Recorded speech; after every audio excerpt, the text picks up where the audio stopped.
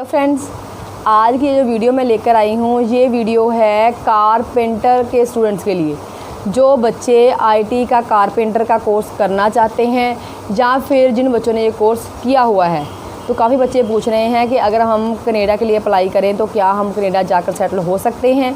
तो आज की ये वीडियो के ज़रिए मैं आपको बताने जा रही हूँ कि आप कनाडा कैसे जाकर सेटल हो सकते हैं और कौन कौन से रास्ते हैं जिनके ज़रिए आप जा सकते हैं। तो आज की वीडियो है कारपेंटर के स्टूडेंट्स के लिए। सबसे पहले है जो बच्चे ने हमसे पूछा है वो है कि कारपेंटर ट्रेड का भारत से जाने के लिए कनाडा में कौन कौन जा सकता है। जिस बच्चे ने कारपेंटर का कोर्स किया है तो कौन कौन बच्चे वहाँ जा सकते हैं। तो इसका आंसर मैं आपको देने जा रही हूँ कि जिन स्टूडेंट ने कारपेंटर ट्रेड की आईटी की हुई है और उनकी जो उम्र है +2 के बाद 18 साल से ज़्यादा है और आइलेट्स या सेल्फ वगैरह में या पीटी में आपने एकेडमिक मॉड्यूल में कम से कम 6 बैंड लिए हुए हैं, तो आप कनाडा में फाउंडेशन कोर्स फॉर कारपेंटर्स के लिए जा सकते हैं। उसके बाद नेक्स्ट है कि जो स्टूडेंट पढ़ाई करने के लिए नहीं जाना चाहते, सिर्फ काम करने के लिए जाना चाहते हैं, तो वो क्या करें। तो उनके लिए है कि अगर किसी स्टूडेंट के पास आईटी का कारपेंटर का 1 साल का सर्टिफिकेट है, मीन्स कि 1 साल की आईटी की हुई है बच्चे की, और आइलेट्स जर्नल में उसने 5 बैंड लिए हुए हैं, तो वो स्टूडेंट एलएमआई और वर्क परमिट पर जा सकता है। उसे एलएमआई और वर्क परमिट मिल सकता है। नेक्स्ट है, अगर किसी स्टूडेंट के पास 1 साल का आईटी का सर्टिफिकेट है और 3 साल का पेड वर्क एक्सपीरियंस है, तो क्या वो स्टूडेंट कनाडा की परमानेंट रेजिडेंसी के लिए फ़ाइल लगा सकता है। तो इसका आंसर मैं देने जा रही हूँ हाँ। अगर किसी स्टूडेंट के पास 1 साल का आईटी का कारपेंटर का सर्टिफिकेट है, मीन्स कि उस बच्चे ने आईटी की हुई है 1 साल की और 3 साल का पेड वर्क एक्सपीरियंस है, तो वो बच्चा कनाडा की परमानेंट रेजिडेंसी के लिए अपनी फ़ाइल लगा सकता है। नेक्स्ट है कनाडा में कारपेंटर ट्रेड के काम के बारे में जानकारी, बल्कि कहाँ कहाँ कारपेंटर के स्टूडेंट जॉब प्राप्त कर सकते हैं, वहाँ पर कारपेंटर का क्या क्या काम है उसके बारे में आज आपको प्रॉपर नॉलेज देने जा रही हूँ। सबसे पहले आपको बता दूँ कि सभी जानते हैं कि कनाडा में क्या है, वहाँ पर जंगल बहुत ज़्यादा हैं, तो वहाँ पर जो भी काम किया जाता है उसमें लकड़ का इस्तेमाल ज़्यादा किया जाता है। तो इसीलिए वहाँ कारपेंटर की बहुत ही ज़्यादा डिमांड है। अगर भारत और कनाडा के कारपेंटर के काम की तुलना की जाए तो वो कैसे की जाएगी उसके बारे में आपको बताने जा रही हूँ। सबसे पहले आपको बता दूँ कि जैसे ही हम नए घर बनवाते हैं तो वहाँ पर उसकी फाउंडेशन कंक्रीट की जाती है, लेकिन कनाडा में शटरिंग का काम लकड़ से किया जाता है, तो वहाँ पर कारपेंटर की सबसे ज़्यादा डिमांड होती है। कनाडा में ज़्यादातर घर क्या हैं वो लकड़ के बने होते हैं। क्यों लकड़ के होते हैं? क्योंकि सर्दी में इनसे ठंड कम लगती है, सर्दी कम लगती है और गर्मी में गर्मी कम लगती है, इसीलिए सारे घर जो हैं वो लकड़ के बने होते हैं। तो वहाँ पर घरों के निर्माण के लिए कारपेंटर का काम होता है। कारपेंटर खुद ही ये सारा काम करता है। उन्हें वहाँ पर फ्रेमर के नाम से जाना जाता है, जो घर का काम करते हैं, सारा घर वगैरह बनाने का काम करते हैं। उसके बाद आपको बता दूँ कि घर में जो छतों वगैरह का काम किया जाता है वो काम भी लकड़ से ही किया जाता है। अगर घर लकड़ के बन रहे हैं तो अगर हमने अपनी रूफ़ बनाई हुई है तो रूफ़ भी घर की लकड़ से ही बनेगी, तो वो काम भी कारपेंटर के द्वारा ही किया जाता है।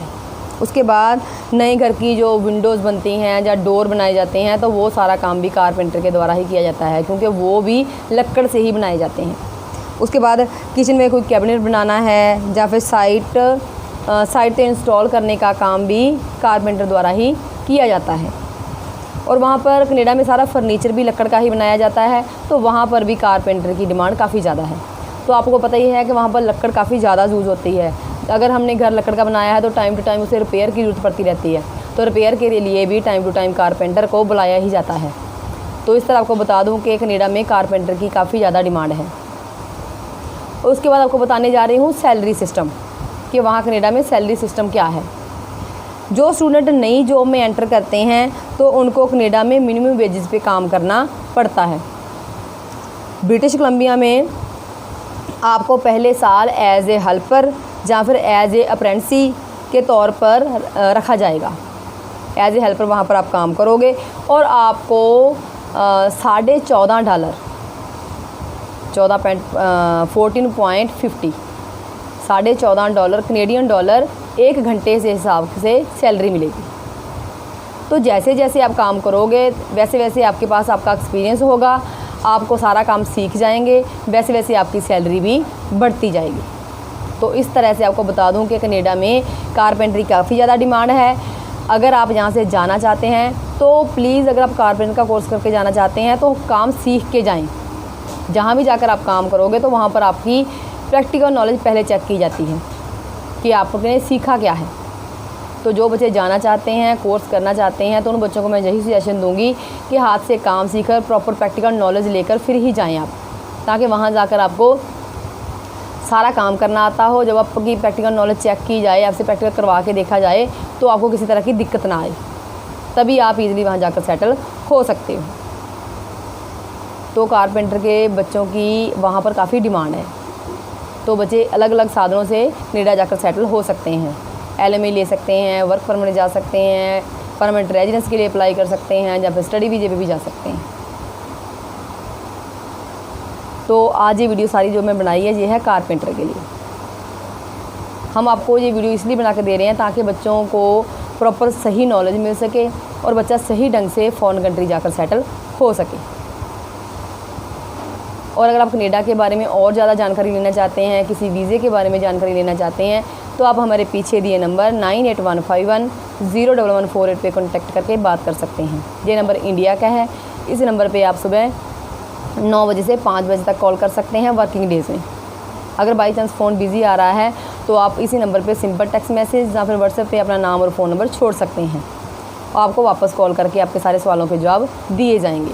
जो नीचे वाला नंबर है 9888295000, ये नंबर कनाडा का है। इसके ऊपर व्हाट्सएप चल रहा है, तो आप इस व्हाट्सएप पे भी अपना नाम और फ़ोन नंबर छोड़ सकते हैं। तो टाइम के अकॉर्डिंग, इंडिया के टाइम के अकॉर्डिंग आपको वापस कॉल करके आपके सारे सवालों के जवाब दिए जाएंगे।